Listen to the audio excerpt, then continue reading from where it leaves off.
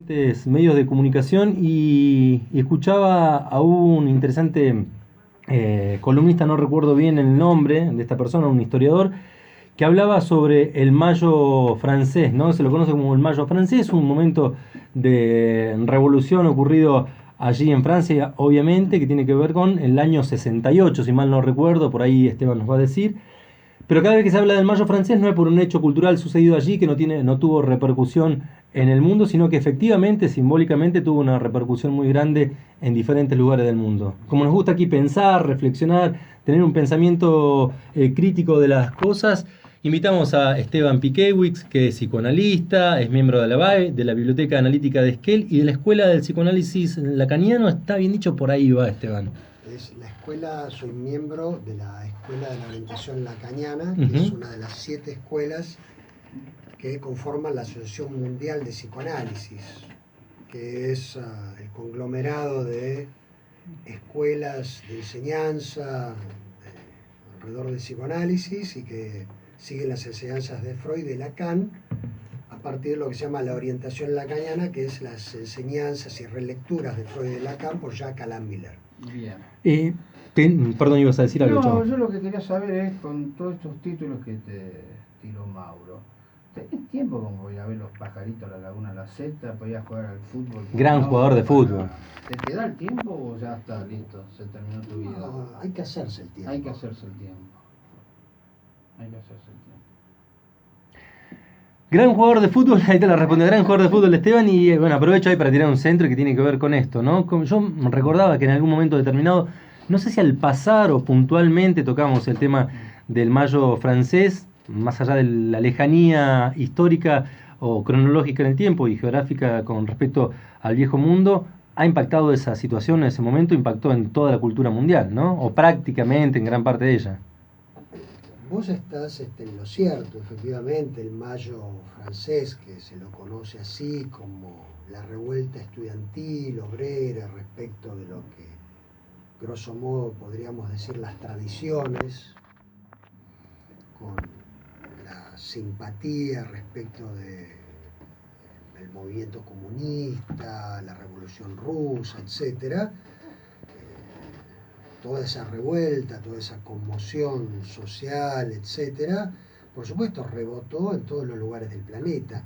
No hay que olvidarse de la década del 60, ¿no? Como la época que trajo, yo diría, lo que hoy se conoce como, lo que hoy se llama como la caída del patriarcado, lo que hoy se conoce sociológicamente y por diferentes movimientos, si bien requeriría mucho para aclarar qué hay en todo eso, pero como la caída de todo eso, el agrietamiento, el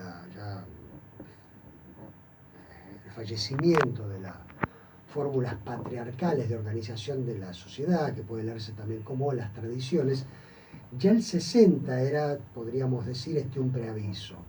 Recordemos, si se quiere, desde la Revolución Rusa, las grandes conmociones en Norteamérica con el asesinato de los Kennedy, los Beatles, Rolling Stones, La generación Beatnik, ¿no? exactamente, el Cordobazo, bueno, en fin, es decir que el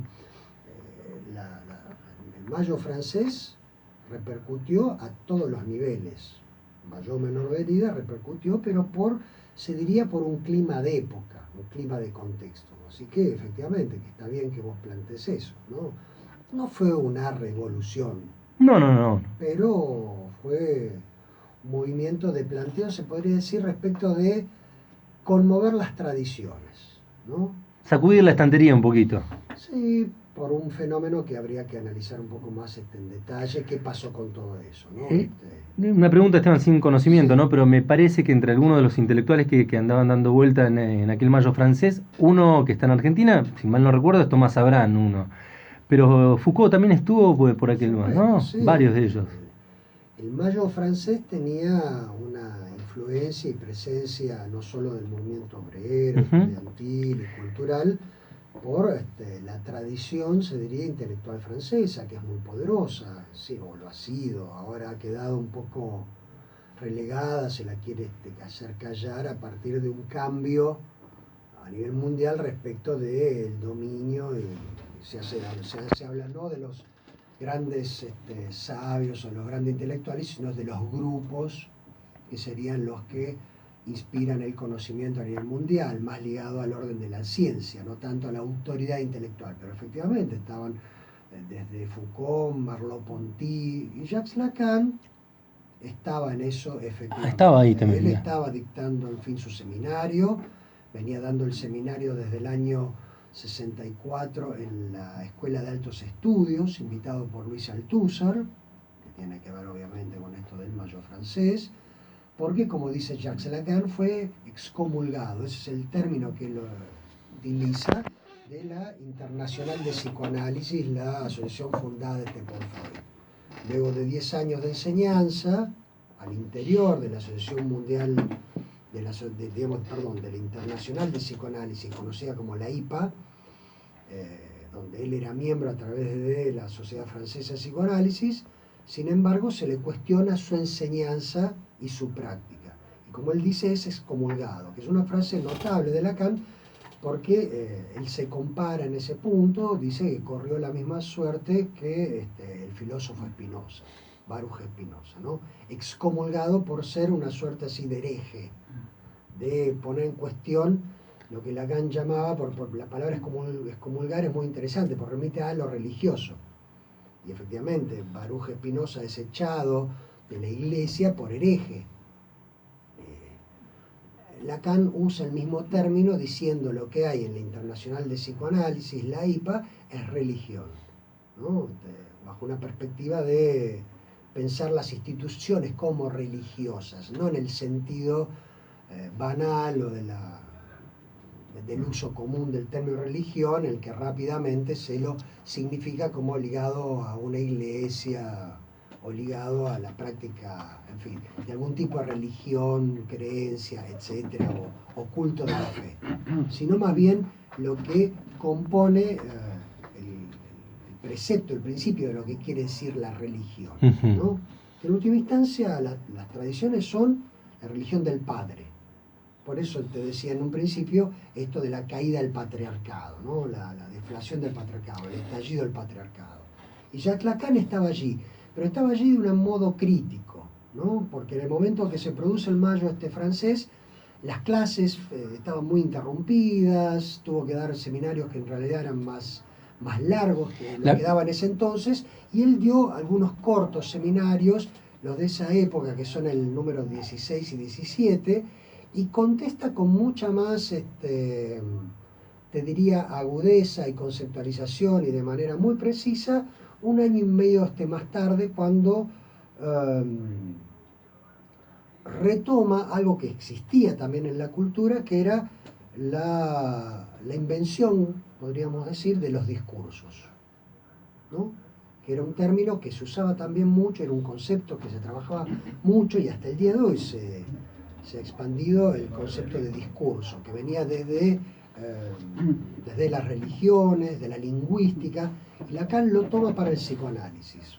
Brevemente, porque también llevaría mucho tiempo explicarlo, pero ¿qué quiere decir el discurso? Más allá del sentido común que se le da, que no importa las palabras que se usen, la retórica en la que hable, más clara, menos clara, más elíptica, alusiva, más poética, con más o menos referencia, Lacan dice de todo ese conglomerado de palabras, es decir, que las palabras que se usan en el fenómeno del habla son en última instancia azarosas, se puede deducir una estructura, es decir, una posición, desde donde uno está hablando. Y es más, hasta aún más diría, uno es deudor de un discurso, no es que uno es el que domina y va por las vías de un discurso como si manejara una herramienta, sino que uno cree decir algo que dice con un montón de palabritas y en realidad uno es deudor de un discurso que lo vertebra, ¿sí? Es decir, uno es la consecuencia del discurso.